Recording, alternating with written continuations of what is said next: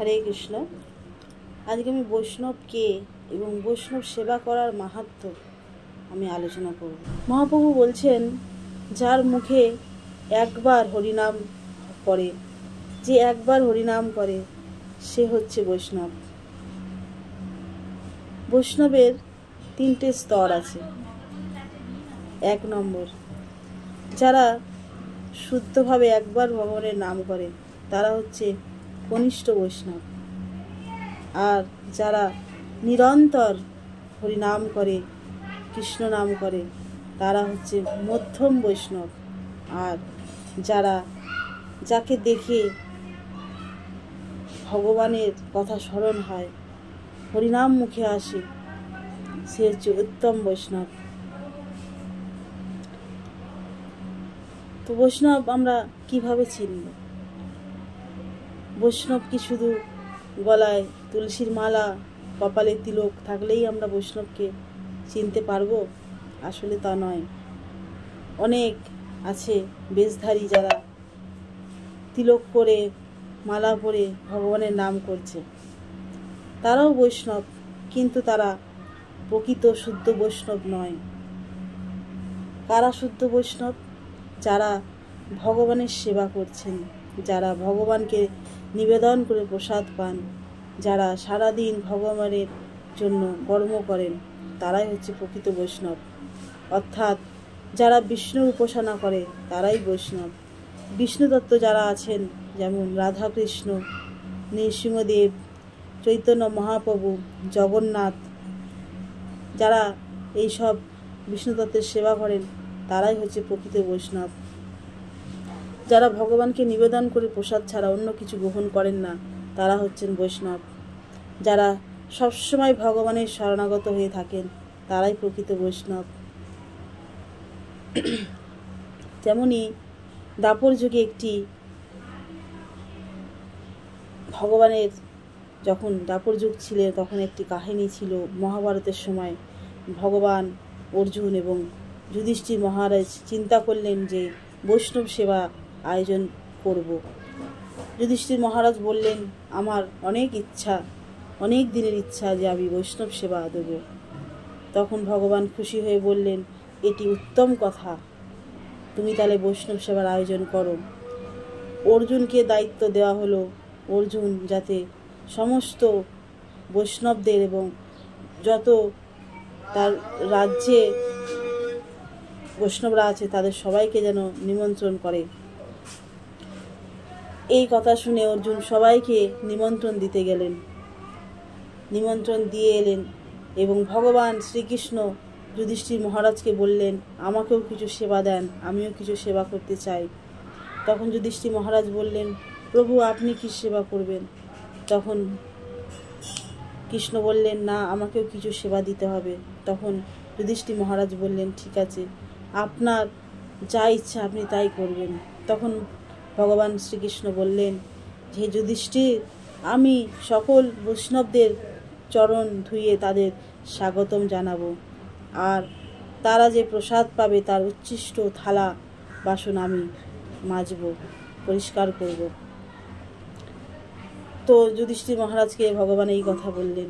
যুধিষ্ঠির মহারাজের তখন আর কিছু করার ছিল না, ভগবানের ওপরে সে আর কত কথা বলতে পারেননি। এমন সময় সব বৈষ্ণবরা এলেন, ভগবান সকলের চরণ ধুয়ে তাদের সবাইকে স্বাগতম জানালেন এবং সকলে ভোজন করলেন। ভোজন করার পরে যে উচ্ছিষ্ট বাসন ভগবান যখন পরিষ্কার করার জন্য সেখানে গেলেন, সেখানে এক অদ্ভুত ঘটনা দেখলেন যে একটি বেজি সেই সমস্ত উচ্ছিষ্ট থালার ওপরে গড়াগড়ি খাচ্ছে। তখন সবাই দেখে আশ্চর্য হয়ে গেলেন। সে সারা দেহে সেই উচ্ছিষ্ট থালার সব কিছু গায়ে মাখছে। তারপরে একসময় বেজিটি থেমে গেল আর সকলকে বলল যে এখানে বৈষ্ণব সেবা হয়নি, এখানে বৈষ্ণবরা আসেননি। এই কথা শুনে ভগবানও বললেন যে হ্যাঁ, এখানে বৈষ্ণবরা আসেনি।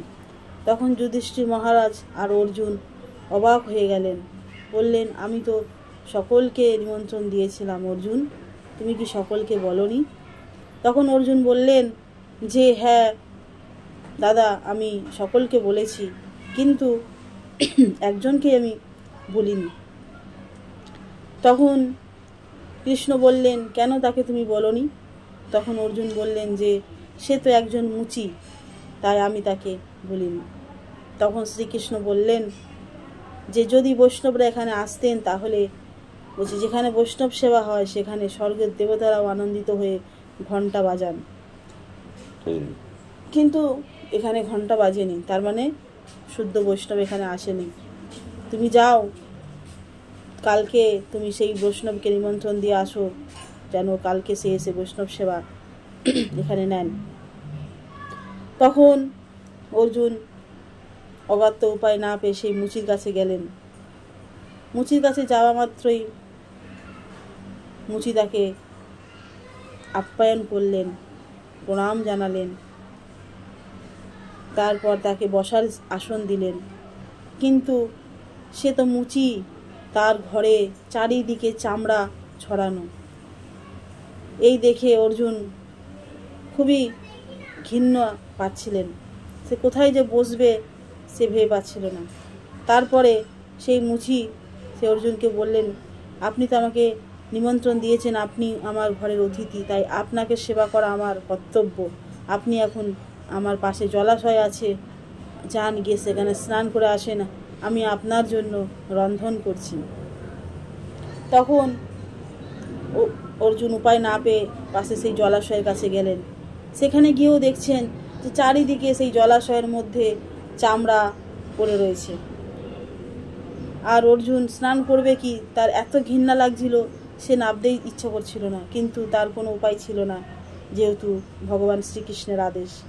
তাই সে সেখানে জলাশয়ে নেমে পড়লেন স্নান করার জন্য।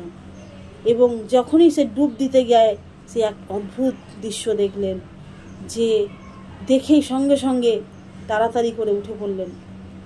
আবার সে ডুব দিয়ে দেখলেন যে সমস্ত দেবতারা সেই জলাশয়ের তলায় বসে আছেন। অদ্ভুত দৃশ্য দেখে অর্জুন সকলকে দেবতাদের প্রণাম জানিয়ে বললেন যে আপনারা এখানে কি করছেন?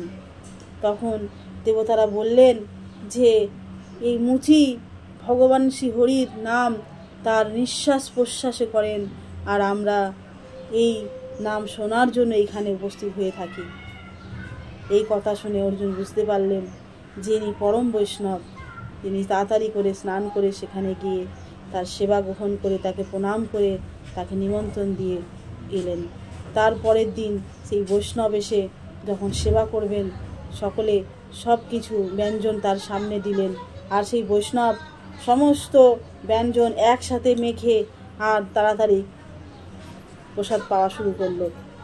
এই দেখে দ্রৌপদী ভাবলেন এ কিসের বৈষ্ণব, যে এরকম করে খাচ্ছে সব কিছু একসঙ্গে মেখে। তো দ্রৌপদী একটু বৈষ্ণব অপরাধ হয়ে গেল।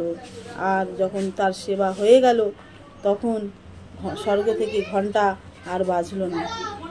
তখন শ্রীকৃষ্ণ ভাবলেন নিশ্চয়ই কোনো অপরাধ হয়েছে এই অর্জুনের বা কারো। সবাইকে বললেন আপনাদের মনের কথা ব্যক্ত করুন।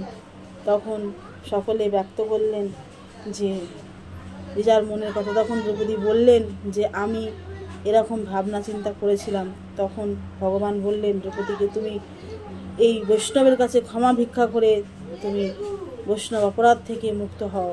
তখন দ্রৌপদী সেই বৈষ্ণবের কাছে চরণে অপরাধ ক্ষমা চাইলেন এবং বৈষ্ণব তাকে অপরাধ ক্ষমা করলেন। আর তখনই স্বর্গ থেকে ঘণ্টা বেজে গেল। হরে কৃষ্ণ। এই হচ্ছে আমাদের প্রকৃত বৈষ্ণব।